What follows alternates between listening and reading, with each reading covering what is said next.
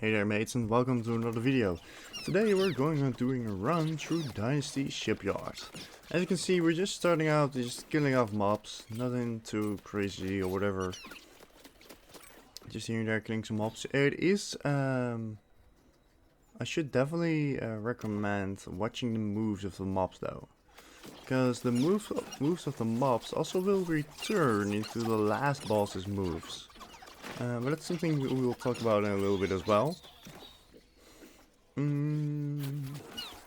Alright, so this is a little like mini boss or whatever, like it has a big health pool, yeah, but nothing too special or scary or whatever, I don't know. This is where you see ships, and this is also where you have to plant some bombs to destroy them. This is kind of like your main goal until you are here with your boss. Something to keep in mind. So yeah, right now we're just grinding through every enemy, making sure everyone gets killed and gets every right it deserves. Which is not a whole lot, because they're fucking enemies, and I don't care, actually, to be honest. Alright, let's go. As you can see, we're now just slowly placing those bombs, destroying the enemies. I think there's like 3 bombs over here near the ships and 1 in front of the gate. Then you have to make sure that on top of those stone pillar thingies, right here, is where fireworks have to be placed to ignite the bombs. So that's something to keep in mind. I didn't really know that, so I was like, what the fuck's to do? And then here we see where we should have placed them. Alright, second boss is almost coming up. Or maybe first. Let's say first, because this is actually a real boss. Something where a little bit of a mechanic comes into. Like the main boss is the big sword guy, but he also comes in with 2 spellcasters. Those spellcasters definitely do a lot of damage, and it's not easy to freaking dodge those. So it's recommended to focus on the spellcasters first, and as the tank, focus on the sword guy. So you don't have to deal with him, and well, they will be dealt with. You know what I mean? I forgot to fast forward this shit. That is something I really wanted to do actually, so yeah, bear with me. As you can see right now, like one of them did a spell where one of the dragons came and is doing a little dead dragon breath thingy. That is also a move you will see at the end with the final boss. So definitely keep that in mind. That's one of the attacks that's like freaking strong. Has a lot of AoE. 2 spellcasters almost done already. Alright, now I am playing a spellcaster myself as well. And I have seen we've got a lot of strong AoE attacks and damage over time attacks.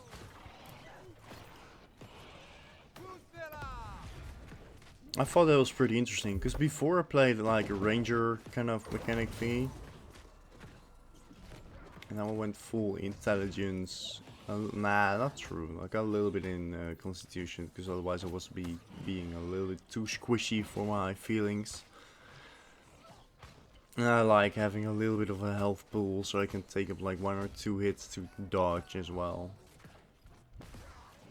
So yeah, that will be fine. Will be fine. Alright, let's go.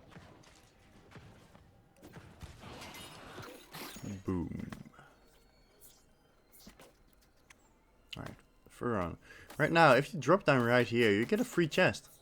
It's a path many people forget, because it's definitely missable. You can walk through it, through the woods or whatever, but then this is just a little bit easier. Same mechanic, you place down a keg, but now you have to defend it. Nothing too special, but it's something to keep in mind. You have to defend it instead of like walking around and searching for something new. It's just defending the keg, defeating the mobs. What I noticed is that you don't get any more weapon experience, because I need a lot of weapon experience right now with the ice gauntlet. But that apparently did not give me it with every enemy anymore within the spawn timer. I thought that was pretty interesting, I'd say. This same. Spawning the gag, defending it, and you'll get there eventually.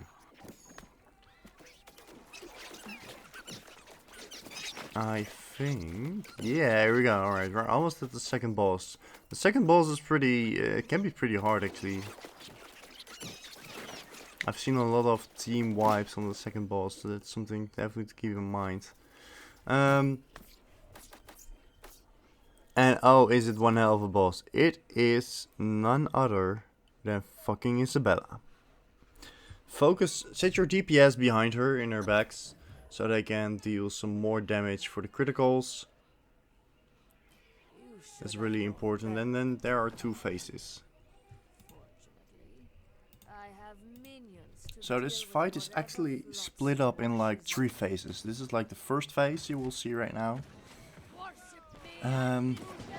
It's just DPSing, just deal a lot of damage versus Isabella, and then it will be an easy fight actually. Just make sure you stand in the back of her so you have more crit chance. The tank does its thing, the healer does its thing, nothing too special. Almost, the second phase will already be committed. You can see when she enters second phase, when she teleports. It's just as easy as that. Right, Bradley? Bradley's a little child, I got him on my arms right now. I'm sorry for that if you like hear him like talking or whatever. And here she goes. Right now she's teleported. She will now be supported by cannoneers. Like from those corrupted cannoneer guys. So we should have a look out for those. Those deal loads of damage. My character got around 8k HP. I'm pretty sure they can deal like 4k damage if you get struck by them directly. Definitely something to keep in mind. Then this is second phase. Third phase though has got to be a little bit of a surprise for us. This is not something that I expected at first. Right now you can see Isabella is teleported away. Third phase will spawn into doggos, one in the cages. One's called Jovan and the other one is called Oro. Usually the main tank keeps Oro with him. Someone else tanks Jovan and you just DPS the shit out of him. Just because you want to get rid of Jovan as soon as possible, because he can deal loads of damage. If you can just focus on one at a time, the healer has an easier time of healing as well. I mean, healing can be pretty overpowered in New Worlds, but it's not overpowered enough to freaking maintain 2 boss battles at once. Because that's what they are, they're like 2 boss monsters, that's pretty sick. As you can see, it's pretty easy to get their HP down. Not a real big tactic over here. They just have the same moveset as like a little kitten, lynx, lion, whatever you can have in the open world. So just make sure if they target you that you dodge enough, block enough. Just stuff like that. Nothing too important actually. Alright, Jovan is down. Let's go for Oro. I think Oro is like really fast. I'm pretty sure Oro has a smaller health pool as well. But I need to get my facts straight on how many health they actually have. I need to look that up and I'll make sure to maybe comment that down, because I cannot tell yet. No, what's up little boy? You want to talk about him as well. I think Oro is like ugly. I'm gonna defeat him, little man. Alright, with them gone, we finally can go through towards the next boss. This is gonna be like a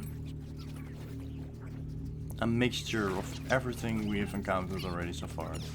So we're fast forwarding again. It's just a little mob side right now, and then we're entering the boss area already in a few minutes. It's really nearby and we're almost at the end of the dungeon. I was surprised actually that this was like a smaller-ish dungeon, but you have like a little extra boss. I like it. It makes it more diverse for me.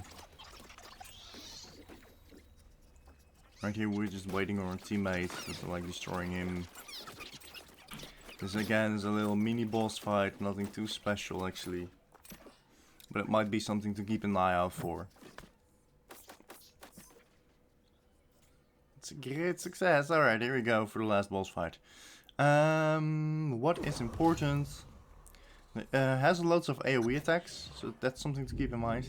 And eventually, he or she, I don't know, will spawn totems. And those totems respond to her spells. So you might want to destroy those totems. Definitely keep an eye out for those. You can't miss them actually. Right now this is the boss, and you will see in a little bit, you will see some particles. Those particles are really important. Those particles will show you where AoE attacks will land. And she does that actually with every AoE attack. In a little bit you will see that happen. I'll make sure to slow it down. Right here, you see now those little purple particles popping up. And now those purple waves of big damages come in. And I actually dodged a little bit on the early side, but for some weird reason I was on time. So yay for me. This is the rest of the battle. I managed to fast forward it a little bit because I don't think it's needed to watch the whole battle like this. As you can see, there's loads of AoEs. You see some thunder right now. You see spawning in some minions because he's like, oh fuck, I'm gonna die. Nothing too scary actually. I think the Isabella fight is harder actually than this one. When coordinating's right, of course. As she comes down, you can get rid of the second health pool size. Again, take a look around at all those particles. Right now you saw on the right side a little bit, and you saw the dragon popping up, just like I said before. It's pretty straightforward, but then you have to pay attention towards it, of course. I've seen so many people already get wiped by those waves, actually, because they didn't know the particle effects. That's something pretty sad. And it's done already. GG's, this was the dungeon. So I hope you enjoyed the video, and I hope you might want to consider subscribing and liking it, because it helps out the channel a lot. And I hope to see you guys another time, man. Goodbye.